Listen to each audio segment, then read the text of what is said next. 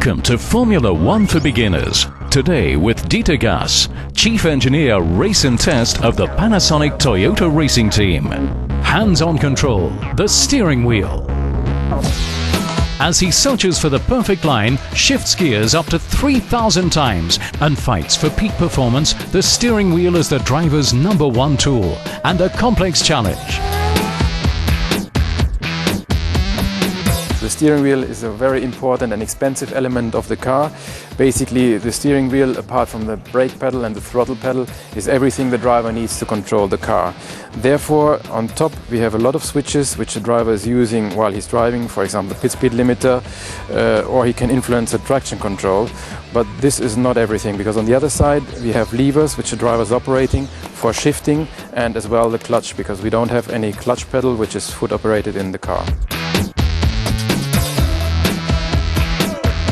The world's fastest place of work, a Formula One cockpit. We are looking into the cockpit, we see the driver's seat. The driver's seat is made onto the driver in a perfect shape in order to give him the best stability while he is driving. He has to be able to cope with 4 Gs of lateral acceleration, which means 4 times the gravity that we feel while we're walking on Earth, which is an enormous amount of force and acceleration that the driver is suffering. It is very important to highlight the use of carbon fiber for the monocoque of the cars, because this has increased the level of safety for the driver over the past 20 years by very much, really. The monocoque is virtually indestructible and protects the driver in the event of a crash.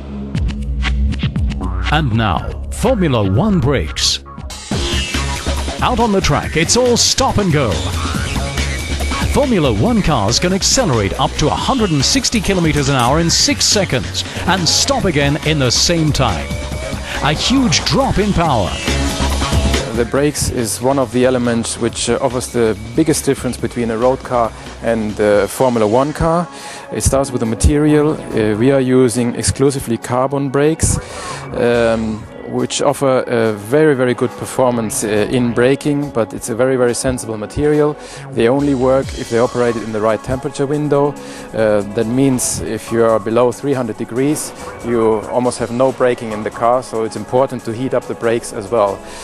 On the other hand, it's important, like on a road car, to keep the temperatures not too high, and this is why we have a big brake cooling duct on every of the 4 brakes, which needs to be controlled in a way that the brake temperature is always in the optimum window to give the optimum braking performance.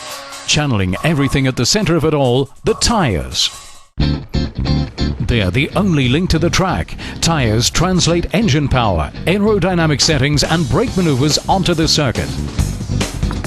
As a general rule, the softer the tyre compound, the better the grip and the higher the speed through the corners. It also, however, means more wear. We are standing next here to our 2007 tyres of the Formula One car. The first year that everybody is using Bridgestone tyres exclusively. This year we have a total of 4 different compounds available over the season, 2 per every race weekend, of different stiffnesses, which means as well a different grip between the different compounds. What is similar between all the tires is the working temperature. All the tires work in an average of around 80 degrees C. This is the moment where they offer the best grip to the car. What we need to determine as well is obviously which compound to use in which conditions. Therefore, we have the 4 compounds available.